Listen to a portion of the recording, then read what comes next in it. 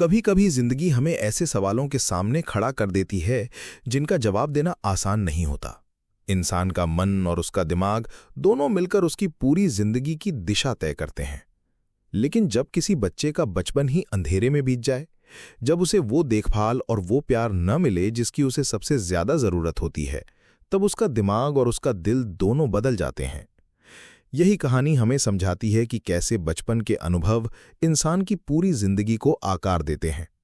The boy who was raised as a dog सिर्फ एक किताब नहीं है, बल्कि उन कहानियों का आईना है जो हमें ये सोचने पर मजबूर कर देती हैं कि हमारी छोटी छोटी हरकतें और हमारे रिश्ते किसी बच्चे की आत्मा तक को बदल सकते हैं। डॉक्टर ब्रूस पेरी, जो एक मशहूर मनोचिकित्सक हैं, उन्होंने अपने काम में ऐसे कई बच्चों से मुलाकात की है जिनका बचपन किसी सामान्य कहानी जैसा नहीं था।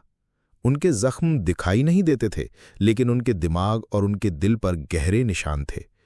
इन बच्चों ने या तो हिंसा देखी थी, या लापरवाही झेली थी, या फिर ऐसी परिस्थितियों में बड़े हुए थे जहां प्यार और देखभाल की जगह डर और दर्द ने ले ली थी। इस किताब में बताई गई कहानियां उन बच्चों की हैं जिन्होंने अपनी मासूमियत खोई, लेकिन फिर भी किसी तरह अपनी जिंदगी में रोशनी की तलाश जारी रखी। सोचो एक पल के लिए, जब कोई बच्चा पैदा होता है तो वो एक खाली कैनवस जैसा होता है। उस पर जो भी रंग भरे जाते हैं वही उसकी तस्वीर बनाते हैं। अगर उस कैनवस पर प्यार, सुरक्षा और अपनापन भरा जाए तो वो बच्चा सुरक्षित और आत्मविश्वासी बनता है। लेकिन अगर उस पर डर, हिंसा और लापरवाही के रंग भर दिए जाएं तो उसका दिमाग उसी हिसाब से ढलने लगता है। बच्चे का दिमाग लचीला होता है, बहुत तेजी से बदलता है, लेकिन यही लचीलापन अगर गलत परिस्थितियों में फंस जाए तो वही ताकत उसकी सबसे बड़ी कमजोरी बन सकती है।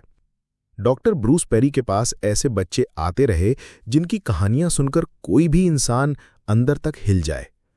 जैसे कि वो बच्चा जिसे इतना नजरअंदाज किया गया कि उसने इंसानों से ज्यादा जानवरों के साथ जीना सीख लिया।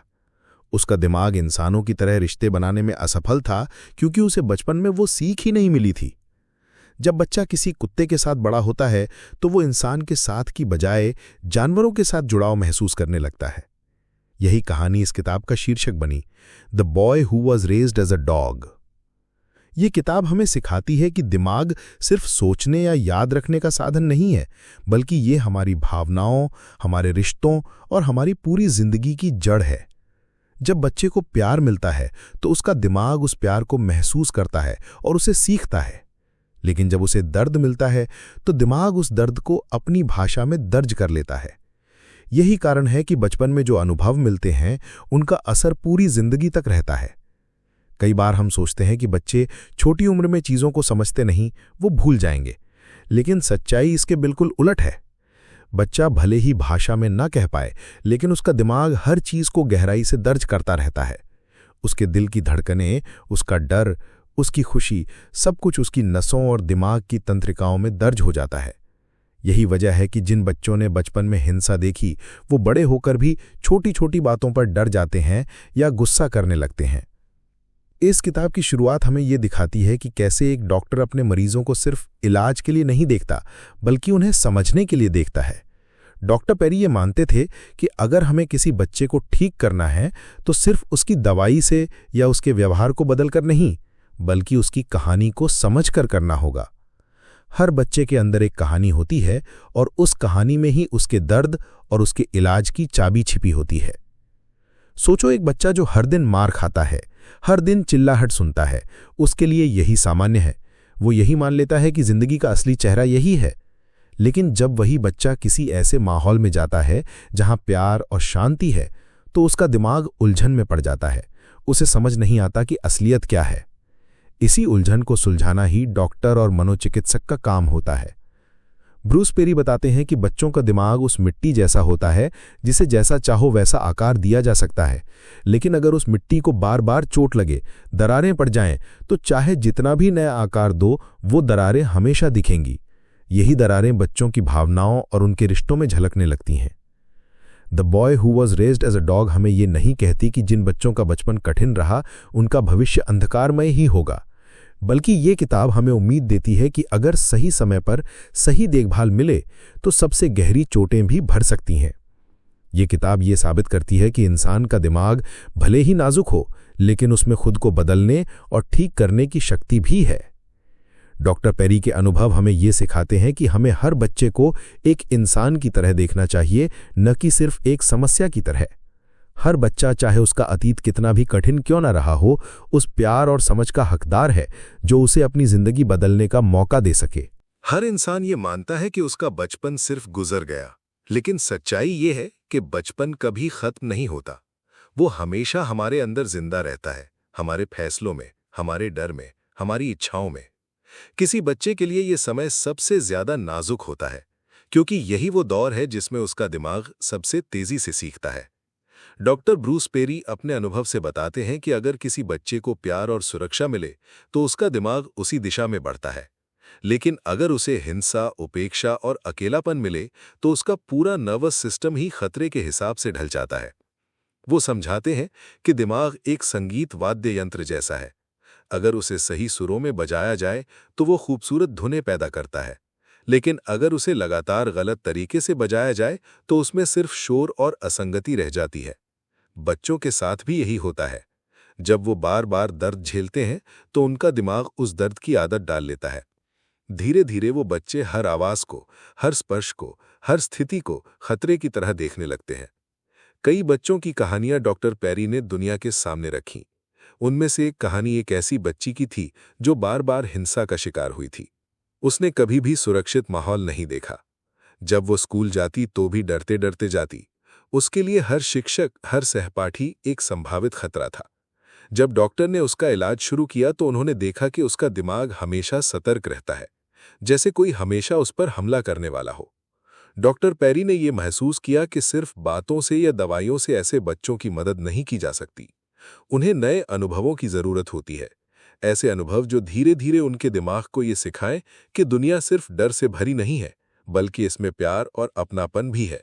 जैसे कोई बच्चा अगर सालों तक सिर्फ अंधेरे में रहा हो तो अचानक रोशनी में डाल देने से उसकी आंखें चकाचौंध हो जाएंगी। उसे धीरे धीरे उजाले का आदी बनाना होगा। ठीक वैसे ही इन बच्चों को धीरे धीरे ये सिखाना पड़ता है कि अब वो सुरक्षित है। डॉक्टर पेरी कहते हैं कि जब हम बच्चों से जुड़ते हैं तो हमें उनके दिमाग की लय समझनी पड़ती है।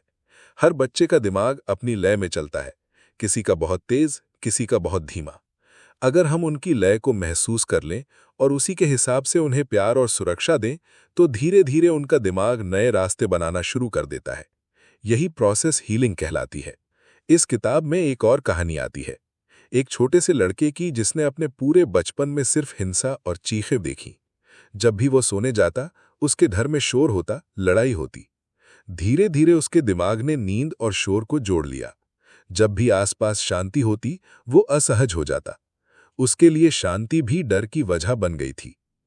ये सुनकर हमें अजीब लगता है, लेकिन यही सच है कि दिमाग वही सीखता है जो बार बार होता है। डॉक्टर पेरी ने उस बच्चे की मदद करने का एक अनोखा तरीका अपनाया। उन्होंने उसे संगीत से जोड़ दिया। धीरे धीरे जब बच्चा संगीत सुनता तो उसे शांति का एहसास होने लगा। उसके दिमाग ने धीरे धीरे एक नया संबंध बना लिया। अब शांति का मतलब डर नहीं था, बल्कि सुरक्षा और आराम था। यहां से हमें एक बड़ी सीख मिलती है। हम अक्सर सोचते हैं कि बच्चे का दिमाग बहुत छोटा होता है, वो सब भूल जाएगा। लेकिन असल में बच्चों का दिमाग हर चीज को पकड़ लेता है और वही पैटर्न उनकी पूरी जिंदगी का हिस्सा बन जाता है। अगर उस पैटर्न को बदलना है तो हमें नए अनुभव देने होंगे, नए रिश्ते बनाने होंगे। डॉक्टर पेरी कहते हैं कि किसी बच्चे को सिर्फ ये कह देना कि सब ठीक है, अब डरने की जरूरत नहीं है, काफी नहीं होता। उसका दिमाग मानता ही नहीं, क्योंकि उसके अनुभव अलग कहते हैं। उसके लिए शब्दों से ज्यादा जरूरी है कि वो बार बार ये महसूस करे कि अब वो सचमुच सुरक्षित है। जब ये अनुभव बार बार होगा, तभी उसका दिमाग नया रास्ता बनाना शुरू करेगा। हम सब अपनी जिंदगी में बच्चों से जुड़ते हैं, चाहे वो हमारे अपने हों या परिवार में या समाज में। ये किताब हमें याद दिलाती है कि हमारा हर व्यवहार, हर शब्द, हर स्पर्श उनके दिमाग पर गहरी छाप छोड़ता है। अगर हम उन्हें गुस्सा, उपेक्षा और डर देंगे तो उनका दिमाग वही सीख लेगा। लेकिन अगर हम उन्हें प्यार, धैर्य और सुरक्षा देंगे तो उनका दिमाग धीरे धीरे खूबसूरत रास्ते बनाएगा। The boy who was raised as a dog की कहानियां सिर्फ दर्द की नहीं है, बल्कि उम्मीद की भी है। ये कहानियां दिखाती हैं कि चाहे किसी बच्चे का अतीत कितना भी कठिन क्यों न रहा हो, सही देखभाल से उसका भविष्य बदल सकता है। ये किताब हमें ये भरोसा दिलाती है कि हीलिंग संभव है। डॉक्टर पेरी बार बार कहते हैं कि बच्चे का इलाज सिर्फ दवाइयों से नहीं होता, बल्कि रिश्तों से होता है। इंसान को इंसान से जोड़ने वाली डोर ही सबसे बड़ी दवा है। जब किसी बच्चे को यह एहसास होता है कि कोई है जो उसे समझता है, उसे अपनाता है, तभी उसके अंदर की टूटन भरने लगती है। कभी कभी हमें लगता है कि जो बच्चे मुश्किल हालात में पलते हैं वो सब एक जैसे हो जाते हैं, लेकिन असलियत ये है कि हर बच्चा अलग तरह से असर लेता है। दो बच्चे अगर एक ही घर में हिंसा देखते हैं तो भी दोनों की प्रतिक्रिया अलग हो सकती है। एक बच्चा शायद बहुत चुप और डरपोक हो जाए, जबकि दूसरा गुस्सैल और आक्रामक बन जाए। डॉक्टर ब्रूस पेरी बताते हैं कि ये फर्क इस बात पर निर्भर करता है कि बच्चे का दिमाग कैसे प्रतिक्रिया करता है। दिमाग के अलग अलग हिस्से अलग तरह से काम करते हैं और वही उसके व्यवहार को तय करते हैं। एक कहानी है एक लड़की की जिसने अपने शुरुआती सालों में इतनी उपेक्षा देखी कि उसका दिमाग लगभग फ्रीज हो गया। वो बोल नहीं पाती थी, हंस नहीं पाती थी, खेल नहीं पाती थी। वो बस खाली खाली सी देखती रहती थी, जैसे दुनिया से उसका कोई रिश्ता ही ना हो। जब डॉक्टर ने उसका इलाज शुरू किया तो उन्होंने महसूस किया कि उसका दिमाग किसी खतरे की बजाय पूरी तरह शट डाउन हो चुका है। उसके लिए किसी भी तरह का एंगेजमेंट एक चैलेंज था। डॉक्टर पेरी ने उसके साथ धीरे धीरे छोटे छोटे कदम उठाए। पहले सिर्फ संगीत सुनाया, फिर छोटे छोटे स्पर्श दिए और हर बार उसे समय दिया ताकि वो सुरक्षित महसूस कर सके। कई महीने लगे, लेकिन धीरे धीरे उस बच्ची के चेहरे पर पहली बार मुस्कान आई। ये मुस्कान सिर्फ एक भाव नहीं थी, बल्कि ये उस हीलिंग की शुरुआत थी जिसकी उसे सबसे ज्यादा जरूरत थी। ये कहानी हमें बताती है कि हीलिंग एक प्रोसेस है, कोई मैजिक ट्रिक नहीं। हमें धैर्य रखना पड़ता है, क्योंकि दिमाग ने जो रास्ते सालों में बनाए हैं उन्हें बदलने में भी समय लगता है। एक और केस में डॉक्टर पेरी ने एक ऐसे लड़के से मुलाकात की जो इतना हिंसक हो गया था कि कोई भी उसके करीब नहीं जाना चाहता था। स्कूल में वो बच्चों को मारता, शिक्षकों पर चिल्लाता और घर में भी चीजें तोड़ता। लोग कहते थे कि वो खराब बच्चा है, लेकिन जब डॉक्टर ने उसकी कहानी सुनी तो पता चला कि उसका बचपन लगातार डर और मारपीट से भरा हुआ था। उसके दिमाग ने ये सीख लिया था कि ताकत और हिंसा ही जीने का तरीका है। डॉक्टर पेरी ने उसे एक अलग रास्ता दिखाने की कोशिश की। उन्होंने खेलों का सहारा लिया, खासकर ऐसे खेल जिनमें टीम वर्क जरूरी था। धीरे धीरे उस बच्चे ने सीखा कि सिर्फ मारपीट से नहीं, बल्कि सहयोग से भी काम किया जा सकता है। उसके दिमाग ने नया पैटर्न बनाना शुरू किया। अब उसे ये अनुभव हुआ कि साथ मिलकर काम करने से भी सुरक्षा और खुशी मिल सकती है। यहाँ हमें एक और गहरी सीख मिलती है। बच्चे वही बनते हैं जो उन्हें बार बार अनुभव कराया जाता है। अगर उन्हें सिर्फ डर और हिंसा मिलेगी तो उनका दिमाग उसी के हिसाब से ढलेगा, लेकिन अगर उन्हें अपनापन, सहयोग और सुरक्षा मिलेगी तो उनका दिमाग नई राहें खोज लेगा। किताब में एक जगह डॉक्टर पेरी कहते हैं कि बच्चों का दिमाग यूज डिपेंडेंट होता है, मतलब जो भी हम बार बार करते हैं दिमाग उसी को मजबूत करता है। अगर कोई बच्चा बार बार गुस्सा करता है तो उसका दिमाग गुस्से के रास्तों को और मजबूत बना देगा। अगर वही बच्चा बार बार प्यार और धैर्य का अनुभव करेगा तो उसका दिमाग उस दिशा में बढ़ेगा। इसलिए हमें यह समझना होगा कि हम बच्चों को क्या अनुभव दे रहे हैं। डॉक्टर पेरी ने कई बार यह भी देखा कि समाज बच्चों की मुश्किलों को सही से समझ ही नहीं पाता है। हम अक्सर ऐसे बच्चों को बदमाश या लापरवाह कह के छोड़ देते हैं, लेकिन सच्चाई यह है कि उनके व्यवहार के पीछे दर्द छुपा होता है। अगर हम उस दर्द को समझें और उसे भरने की कोशिश करें तो बच्चे बदल सकते हैं। एक बच्ची की कहानी बहुत मार्मिक है। उसका परिवार हमेशा गरीबी और तनाव में रहा। घर में अक्सर झगड़े होते।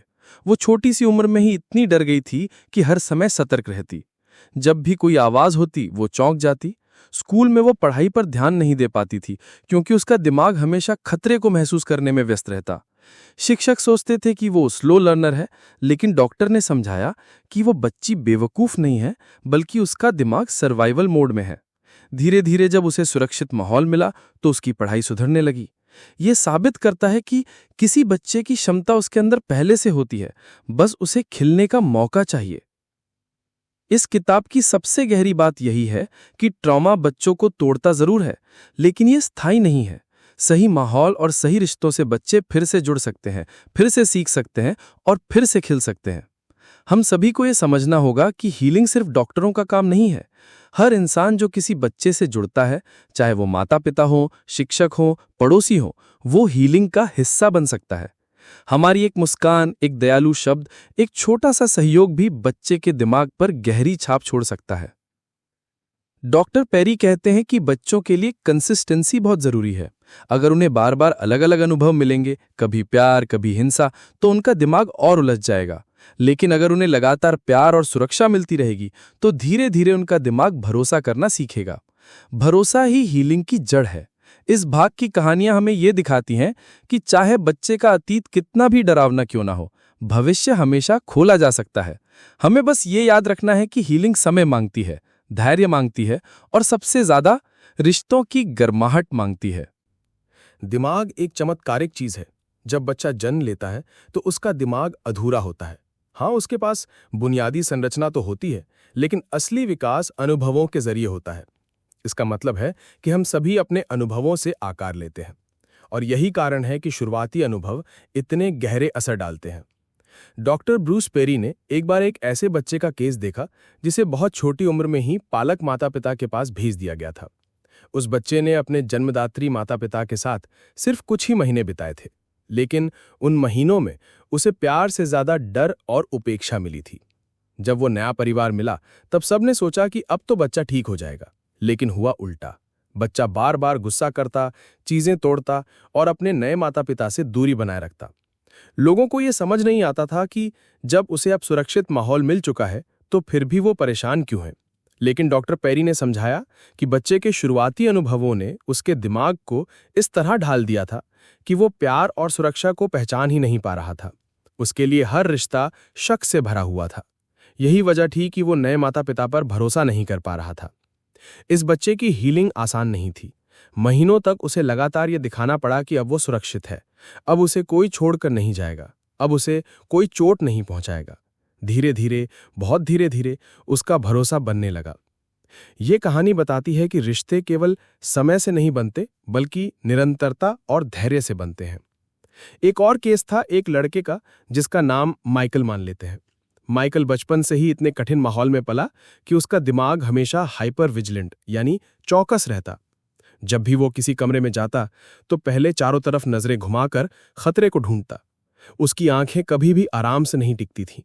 स्कूल में वो पढ़ाई में पीछे रह जाता क्योंकि उसका दिमाग पढ़ाई पर नहीं बल्कि सुरक्षा पर केंद्रित था। डॉक्टर पेरी ने माइकल के साथ खेल खेल में काम करना शुरू किया। उन्होंने उसे रिदमिक एक्टिविटीज करवाईं, जैसे ढोल बजाना, रस्सी कूदना, तालियां बजाना। इन दोहराए जाने वाले कामों से उसका दिमाग शांत होने लगा। धीरे धीरे उसने सीखा कि हर जगह खतरा नहीं होता। उसका दिमाग अब रिलैक्स होना सीख रहा था। यहां हमें एक महत्वपूर्ण बात समझ में आती है कि हीलिंग सिर्फ बातें करने से नहीं होती। कई बार दिमाग को अनुभवों से रीट्रेन करना पड़ता है।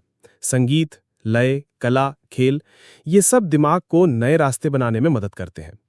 किताब में एक बच्ची का जिक्र है जो हमेशा चुप रहती थी। वो बोलती नहीं थी, किसी से आंखें नहीं मिलाती थी। शिक्षक सोचते थे कि शायद वो म्यूट है, लेकिन जब डॉक्टर ने जांच की तो पता चला कि वो बोल सकती है। बस उसका दिमाग बोलने की बजाय चुप रहने को सुरक्षित मान चुका था। जब भी वो मुंह खोलती, उसके शुरुआती सालों में उसे डांट या मार मिलती थी। इसलिए उसके दिमाग ने ये पैटर्न बना लिया कि चुप रहना ही सुरक्षित है। डॉक्टर पेरी ने धीरे धीरे उसके साथ छोटे छोटे संवाद किए। उन्होंने उसे चित्र बनाने के लिए प्रोत्साहित किया, फिर उससे उसके चित्रों के बारे में पूछा।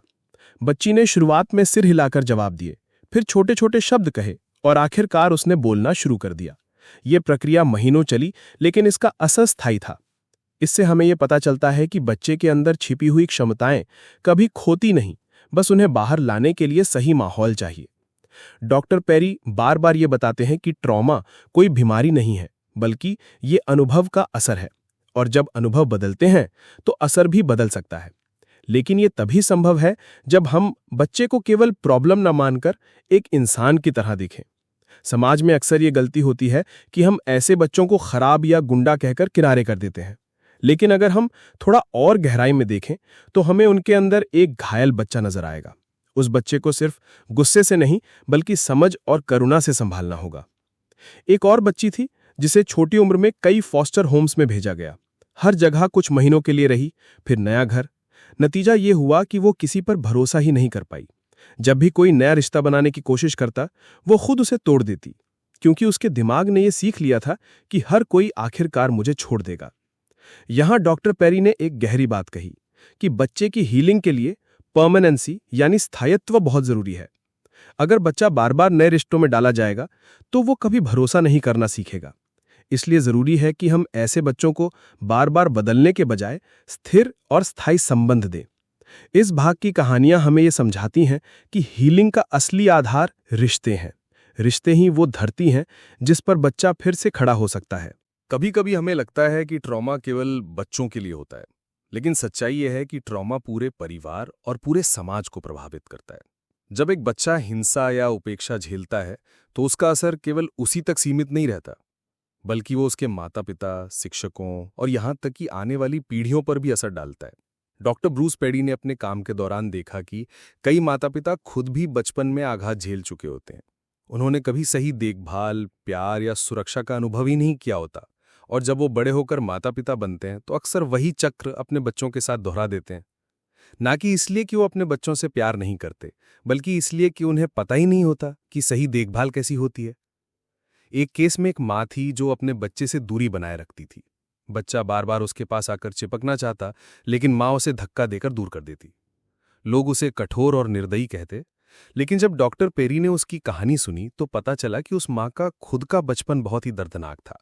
जब वो छोटी थी तो अगर कभी वो अपनी माँ के पास जाती तो उसे डांट और मार पड़ती।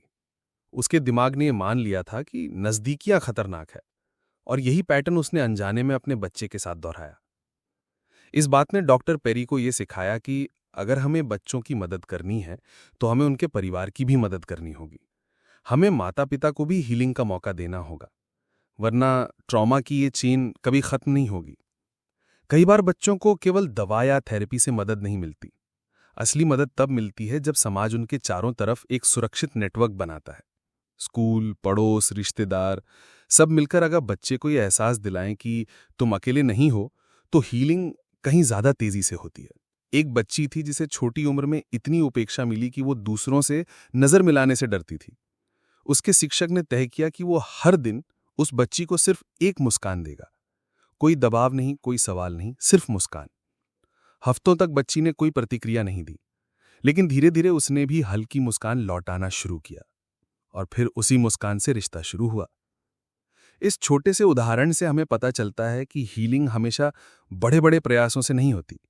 कभी कभी छोटे छोटे इशारे, निरंतर देखभाल और सच्ची इंसानियत ही किसी घायल आत्मा को जोड़ सकती है। डॉक्टर पेरी एक और बहुत महत्वपूर्ण बिंदु बताते हैं। ट्रॉमा दिमाग में केवल यादों के रूप में नहीं बसता, बल्कि शरीर और नर्वस सिस्टम में भी छिपा रहता है। यानी बच्चा चाहे भूल भी जाए कि उसके साथ क्या हुआ था, लेकिन उसका शरीर और दिमाग उस डर को महसूस करता है। एक लड़का था जो जैसे ही कोई दरवाजा जोर से बंद करता, तुरंत जमीन पर लेट जाता और अपने सिर को ढक लेता। उसने कभी किसी को ये नहीं बताया कि क्यों, लेकिन उसके शरीर ने ये पैटर्न सीख लिया था।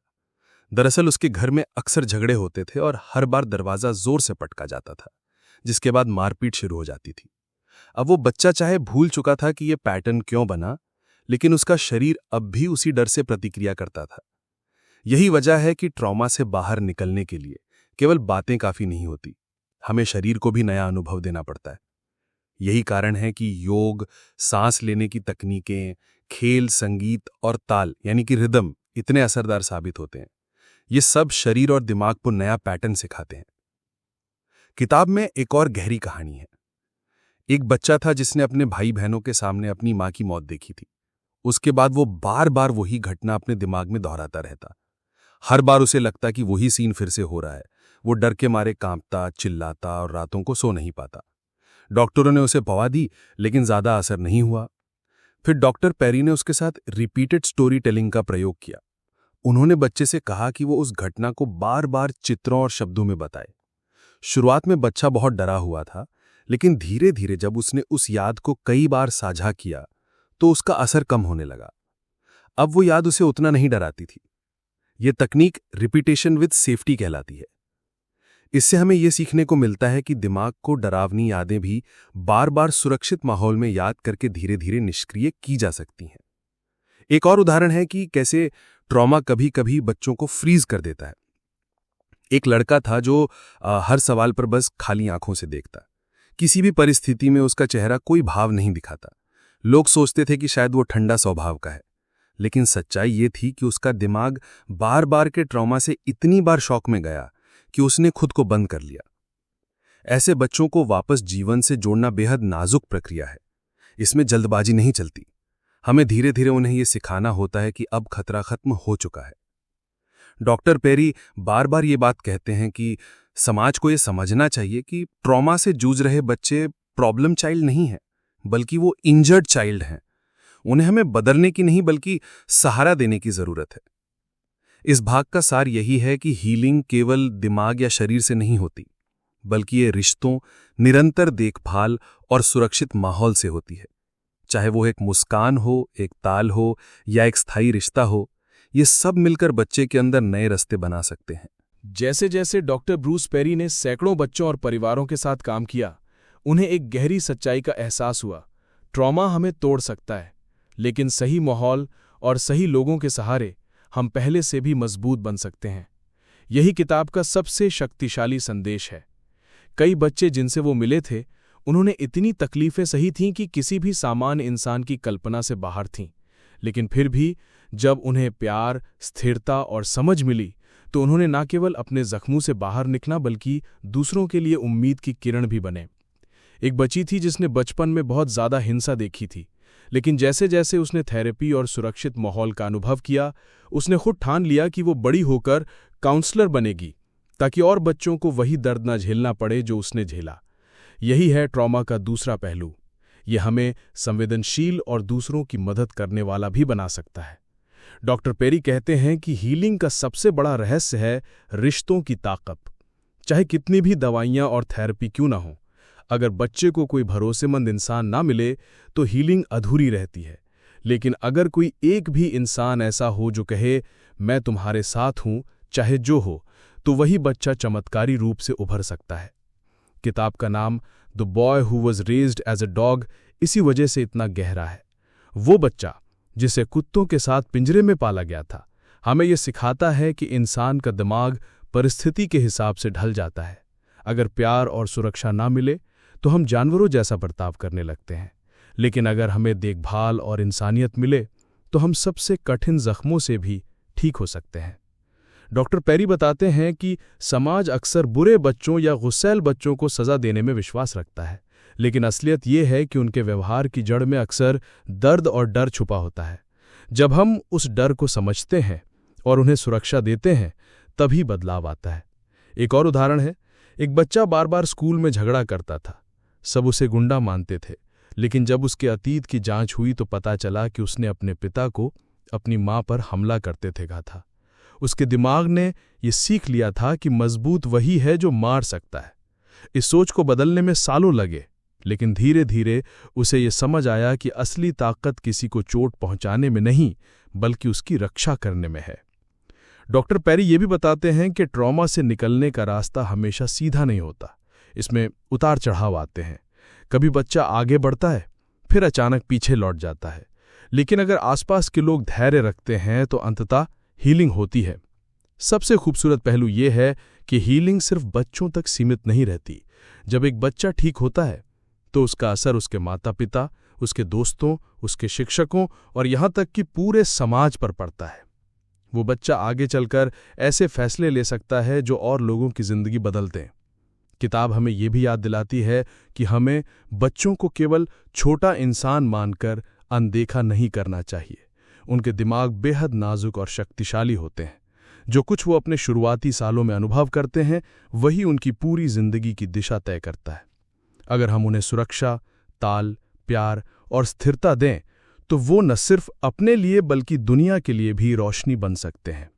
डॉक्टर पेरी के काम का सार यही है, हर बच्चा प्यार के लायक है, हर बच्चा सुरक्षा का हकदार है और हर बच्चा चाहे कितना भी घायल क्यों ना हो, सही माहौल पाकर फिर से उठ सकता है। ये किताब हमें ये सोचने पर मजबूर करती है कि एक समाज के रूप में हमारी जिम्मेदारी कितनी बड़ी है। अगर हम आने वाली पीढ़ियों को ट्रॉमा से बचा सकें या कम से कम उन्हें हीलिंग का रास्ता दे सकें, तो हम एक ऐसी दुनिया बना सकते हैं जो कहीं ज़्यादा दयालु, सुरक्षित और मानवीय होगी। अंत में, the boy who was raised as a dog केवल कहानियों का संग्रह नहीं है। ये उन आवाज़ों की गूंज है जिन्हें अक्सर कोई सुनता नहीं है, यह हमें याद दिलाती है कि इंसान चाहे कितनी भी अंधेरी रातों से गुजरे, अगर उसके पास कोई हो जो उसकी रोशनी बने, तो वो फिर से जीना सीख सकता है।